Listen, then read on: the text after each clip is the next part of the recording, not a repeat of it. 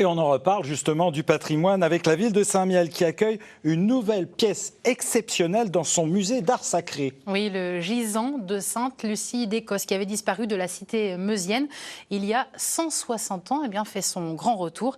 Elle était jusqu'à présent la propriété d'un collectionneur privé. Les détails avec Lodoïs Gravel et Frédéric Madier. Elle est l'objet de toutes les attentions et de toutes les précautions. Cette sculpture du XVIe siècle proviendrait de l'ancien couvent des Minimes de Sampigny.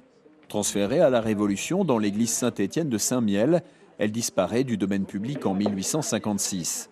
Restée dans des collections privées durant plus de 160 ans, elle réapparaît au grand jour.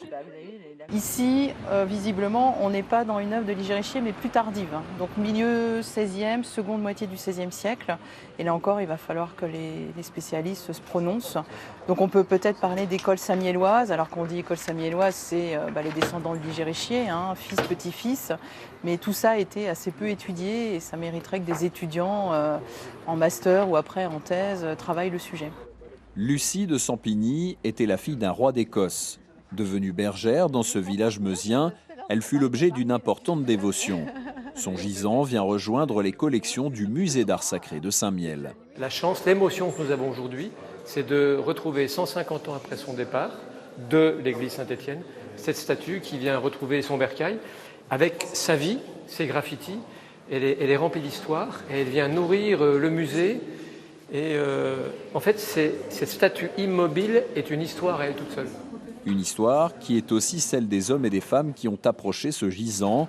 La sculpture est recouverte de multiples graffitis. On retrouve des graffitis du XVIIe siècle, 1600 et quelques, d'autres du XVIIIe, et ça s'arrête à la veille de la Révolution française, puisqu'à la Révolution française, le couvent des Minimes est détruit, et que l'œuvre est transportée au maître-autel de l'église Saint-Étienne, et que là, elle n'est plus accessible.